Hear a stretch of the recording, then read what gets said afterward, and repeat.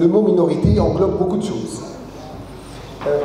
Alors il y a aussi l'inarable, la fable N'Oula, Nicolas Youssef, que vous connaissez probablement. Alors Nicolas, c'est très particulier, c'est un expat.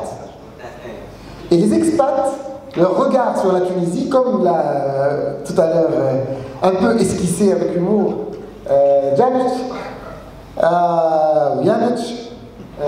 Younes, c'est très intéressant ce regard extérieur étranger, avec le côté espiègle, côté décalé, nos travers. Sommes-nous tolérants ou pas en tant que peuple, en tant qu'individu, en tant que groupe?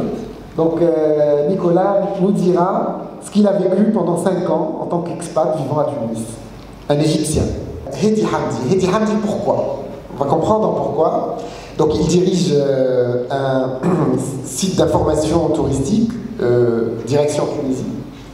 Et quand on dit accueil, quand on dit tolérance, forcément on pense aussi beaucoup à l'industrie touristique. Parce qu'elle est fondée sur l'accueil, elle est fondée sur l'échange, et cette idée d'échange est fondamentale dans un secteur qui vit. Donc on va voir très vite la Tunisie et les Tunisiens tels que c'est vu, la perception de la différence, de l'altérité, le Tunisien dans son quotidien face à la différence, à l'autre, la tolérance et le racisme, et la lutte et les attentes par rapport à la lutte contre le racisme. Quels sont les 3 qui caractérisent le Tunisien, le plus le Tunisien? Donc nous, on a donné une batterie de valeurs, c'est nous, hein, donc c'est assisté. Donc on leur a donné une batterie, et c'est à eux de se positionner par rapport à ça, et il y a de la place devant. Et donc, voilà, la première chose, et d'ailleurs c'est beaucoup, 60,8%, c'est énorme, la gentillesse. Tunsi, gentil. Bismillah. Bismillah.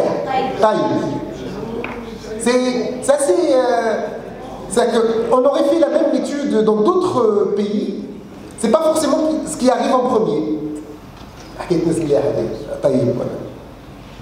Gentil.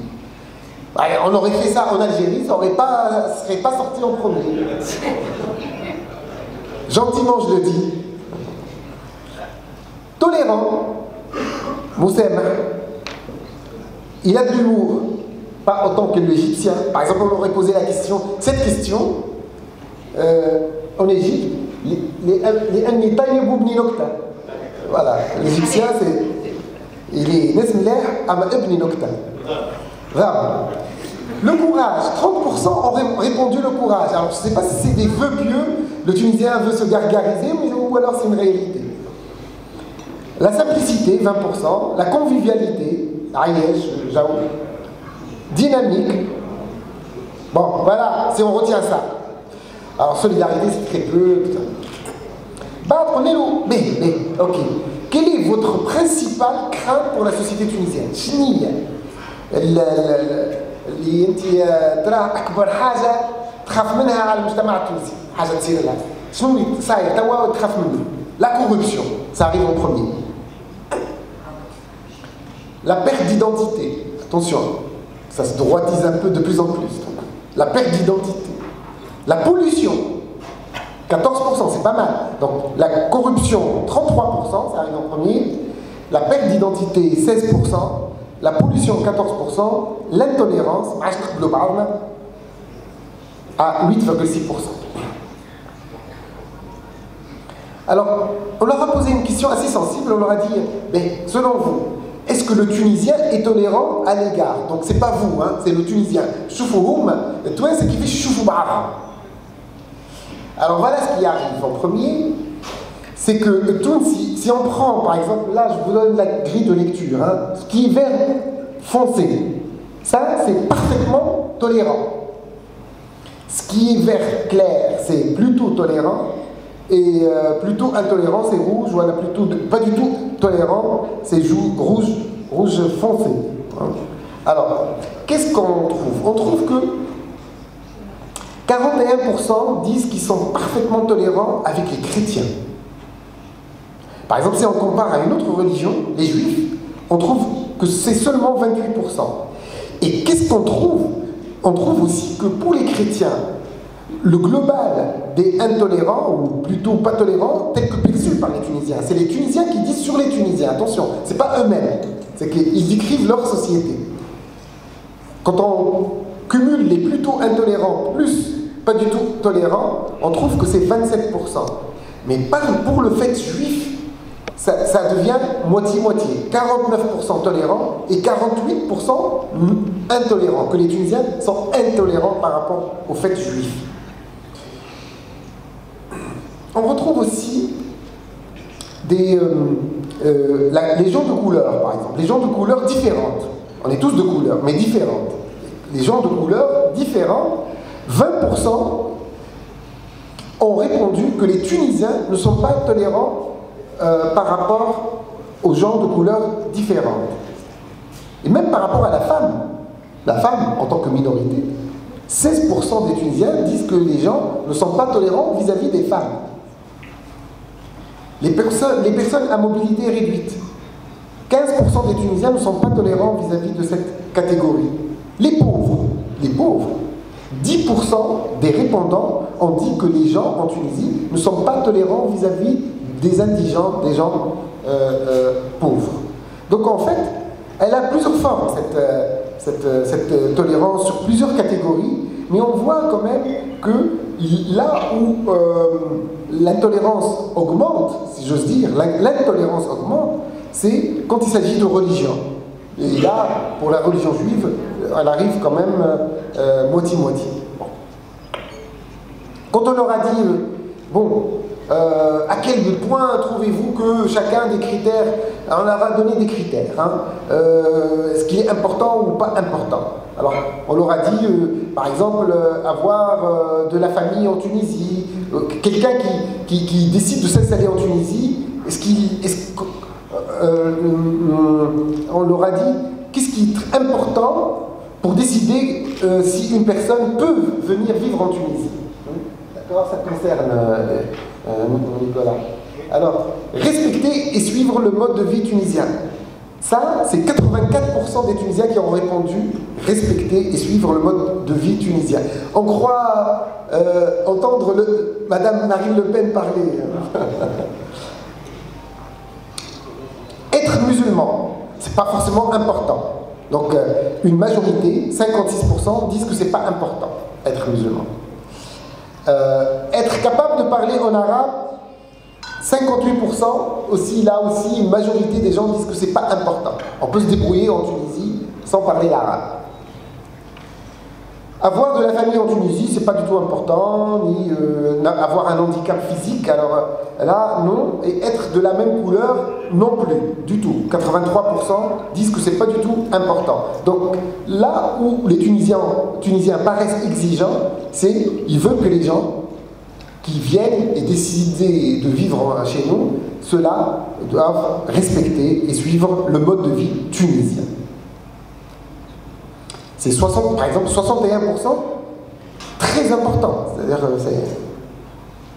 on a beaucoup de proverbes dans notre culture, des gens qui ne nous ressemblent pas.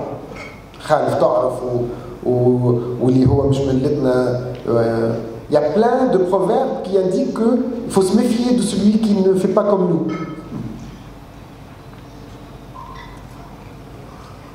Quand est-ce que les personnes appartenant à un groupe ethnique minoritaire, là on leur a expliqué ce que c'est qu'un groupe minoritaire. Donc on leur a exposé tout un paragraphe sur l'idée d'ethnie, ce que c'est que groupe ethnique minoritaire qui viennent vivre en Tunisie devraient être forcés à...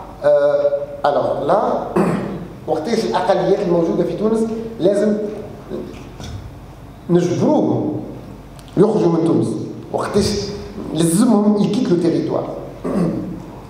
Donc vous avez, quand ils commettent un délit grave, quand ils veulent convertir les gens à une autre religion, donc commettre un délit grave, c'est 65%. Convertir les gens à une autre religion, 59%. heurter la sensibilité de certains ou gêner autrui, 35%. Donc ça c'est 35%, c'est des taux où les gens disent oui, dans ce cas-là, ils doivent quitter le territoire. Et là, quand on leur a posé la question sur est-ce que vous accepteriez, vous, une personne différente qui ne vous ressemble pas par la culture, le pays, la couleur, la langue, la religion, la région, comme collègue au travail. 92% ont dit oui, j'accepte un collègue au travail, même s'il vient d'une culture différente, d'un pays différent, d'une couleur différente, d'une langue différente, d'une religion différente, d'une région différente. Donc 92% acceptent. Le voisin, ils acceptent, 91%. Habitant dans votre région, 89%. Un ami ou une amie, membre de votre famille. En fait, c'est devenir membre de sa famille devient, disons, un quart des interrogés considèrent que non, ils ne deviendraient pas. C'est pas préférable qu'ils deviennent membres de la famille. Cette personne qui viendrait d'une culture différente, d'un pays différent, d'une couleur différente, d'une langue différente, d'une religion différente, d'une région différente. Un proche décide d'épouser une personne de couleur différente. Yaqblouha, maqboula. 76,6%. Alors quand on dit 76%, 25%, nous on pense qu'il y a beaucoup d'hypocrisie dans cette réponse. Mais enfin, bon. Comme j'ai dit tout à l'heure, c'est un exercice très compliqué. Un proche décide d'épouser une personne non tunisienne. 73% acceptent l'idée. Votre voisin africain subsaharien vous invite à participer à une fête traditionnelle de son pays. 56% sont tout à fait d'accord. Quand on dit tout à fait d'accord, ils peuvent être d'accord, hein, mais il faut faire la somme. Là, c'est tout à fait d'accord. Une personne non musulmane est l'enseignant de votre enfant. 50% sont tout à fait d'accord. Votre collègue juif vous invite à manger chez lui. D'accord à 29%. Un proche décide d'épouser une personne non musulmane. Donc, c'est que 32%. Donc, et là, le dernier point, votre collègue chrétien vous invite à passer une fête religieuse chez lui. 18% seulement acceptent cela. Et donc, en fait, dès qu'on parle religion, le clivage n'est pas la couleur, c'est la religion. Le vrai problème dans ce pays, en termes de tolérance. Alors, avoir une culture, un point de vue différent, un avis politique différent, une religion différente du vôtre, qu'est-ce que vous en pensez ? 55,5% considèrent que ça cause des conflits. 28% disent que mène à l'ouverture d'esprit, la compréhension, c'est-à-dire l'idée de richesse par la différence, elle est faiblement ressentie. Ce qui est ressenti, c'est que la différence crée des tensions. Quel contact entretenez-vous avec eux? Alors, on leur a donné un certain nombre et qui vivent dans votre entourage. Les habitants des autres régions de la Tunisie. Alors, contact fréquent, 41% se déclarent avoir des contacts fréquents avec des gens de leur région. 20%,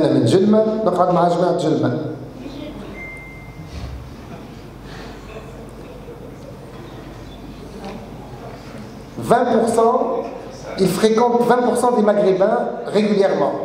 Libyens, Marocains, Algériens. Les Européens, 15%. Les Africains subsahariens, ça chute très vite, 8%. Les autres pays du monde, etc. etc. Donc en fait,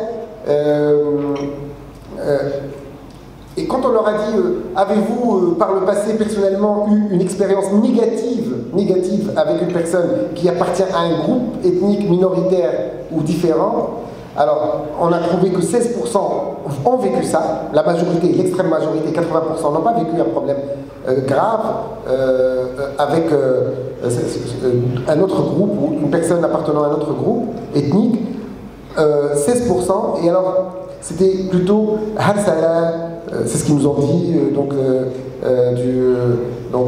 ou alors des disputes avec des injures, etc. C'est 16%.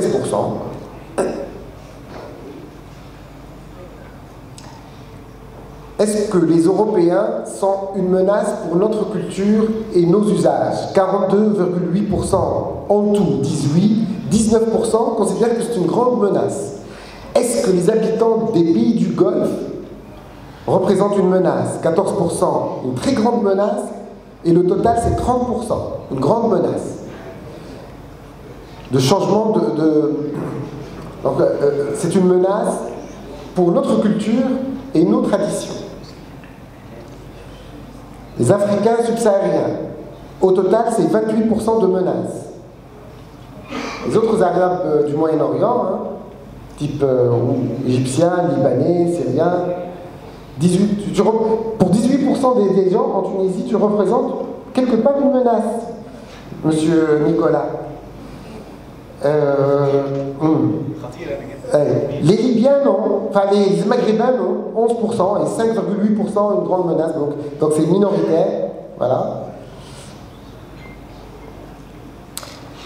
De quelle opinion vous sentez-vous le plus proche? Alors on leur a donné deux opinions. Des expériences négatives peuvent parfois justifier des réactions racistes. 11% disent oui. Rien ne justifie les réactions racistes. 87,5%. Bon, ça paraît peu par rapport à ce qu'on voit dans les médias, mais méfions-nous des médias. Parce que les médias ne relèvent que les problèmes qui arrivent. Ils oublient qu'il y a des fêtes interculturelles tout le temps en Tunisie, ou des espaces où les cultures se brassent. Donc, il faut faire attention. Et selon vous, qui doit prioritairement contribuer à l'intégration des personnes appartenant à un groupe ethnique minoritaire? Les Tunisiens ont répondu, les citoyens du pays hôte, hein, H-O-T-E, pas hôte, la société civile, donc les citoyens du pays, donc les Tunisiens, doivent eux faire des efforts, 40%, la société civile, n'est-ce pas, Yamina Thebet, 33%, l'autorité publique, 22%. Les personnes appartenant au groupe ethnique lui-même, n'est-ce pas, Nicolas, 3% pensent que tu dois faire des efforts. Voilà, selon vous, les autorités publiques tunisiennes, est-ce qu'elles en font trop ou pas assez? Une très grande majorité des Tunisiens pensent que l'État ne fait pas assez pour l'intégration et faciliter la vie aux gens pour vivre en Tunisie tranquillement. Et quand on leur a dit en Tunisie aujourd'hui, avez-vous le sentiment que l'on parle assez ou pas assez, hein, n'est-ce pas, Yamina, l'effort que tu fais toi, donc c'est visible que c'est pas assez, tu vois, c'est pas assez. Les gens disent qu'on ne parle pas assez des problèmes auxquels se heurtent les gens différents pour les gens. Donc, et au sujet des réfugiés, par exemple libyens et syriens, est-ce qu'on les accueille ou pas? Alors, on a deux attitudes presque équivalentes. L'une qui dit, légèrement majoritaire, qui dit, 49,5% disent, c'est un devoir pour la Tunisie d'accueillir les réfugiés des pays en guerre. Et 41% disent que la Tunisie ne doit pas accueillir ces réfugiés car il faut avant tout aider les personnes qui n'arrivent pas à se loger et à vivre décemment tunisiens en Tunisie. Voilà. Faut-il faire une lutte vigoureuse contre le racisme en Tunisie? 88% disent oui. Et dernière question, vous personnellement, pensez-vous qu'une lutte vigoureuse contre, par exemple, les discriminations à l'égard des personnes en situation de handicap est nécessaire? 90% disent oui. Le racisme, 84%, 85% disent oui. Les préjugés régionaux, 79% disent oui. Le sexisme, 71% disent oui. Et l'antisémitisme, ou 55,7% disent seulement 18, avec 37% très nécessaire et 18% plutôt nécessaire. Merci pour votre attention.